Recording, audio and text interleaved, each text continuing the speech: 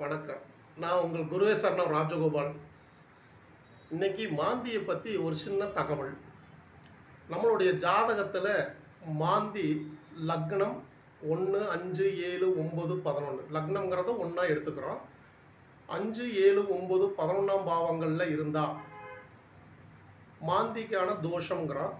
அதே மாதிரி மாந்தி எந்த கிரகத்தோட சேர்ந்து இருக்கோ அந்த கிரகத்தோட தன்மை மாறுபடும். அப்போது ஜாதகத்தில் மாந்தியோடைய தன்மை பலம் பெறும்போது அந்த காரியங்கள் தடைப்படும். அப்போ அதுக்கு ஒரு சின்ன பரிகாரம் என்னென்னா, மாந்திக்கு சகல விதமான தோஷ பரிகாரங்கள்னு சொல்லி ஹோமம் அது இதுன்னு பண்ணுவோம். பரிகாரம்னு சொல்லிட்டு மாந்தீஸ்வரர் கோயில் எல்லாம் வேறு ஏதாவது எங்கெங்கேயோ போயிட்டு வரோம். ஆனால் எளிமையாக மாந்திக்கு விநாயக பெருமானை கும்பிட்டா அந்த தோஷம் நிவர்த்தி ஆகும். எப்படி அப்படின்னா, மாந்தி அப்படிங்கிறது விநாயக பெருமானை வழிபாடு படும்போது அது நிவர்த்தி ஆகிறது கண் கூட பார்த்துருக்கோம். இந்த விநாயகர் யார் அப்படின்னா, நம்ம இந்து மத கடவுளில் இறந்து பிறந்த கடவுளாக எடுத்துக்கொள்ளப்படுகிறது. அவங்களுடைய தலையை வெட்டி அதுக்கு யானையோட தலையை வச்சு அவரை புதுப்பித்து அவர் உயிர் கொடுத்து அவர் பெரிய உயிர் கடவுளாகவும் முதன்மை கடவுளாகவும் ஈசன் அவரை நியமிச்சிருப்பார்.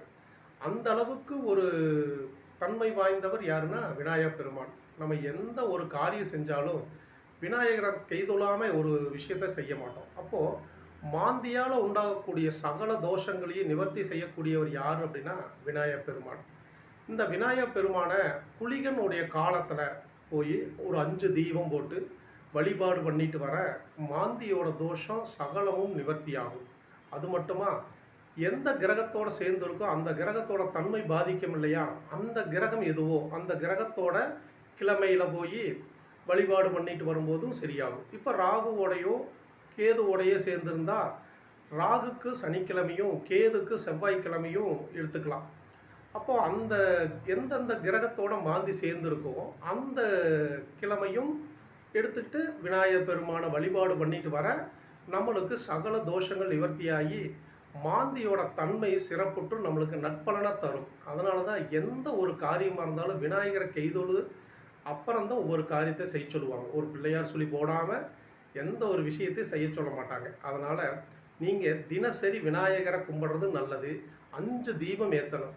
5 தீபம் ஏற்றி வழிபாடு பண்ண மாந்தியால் உண்டாகக்கூடிய தோஷங்கள் படிப்படியாக குறையும். நன்றி, வணக்கம்.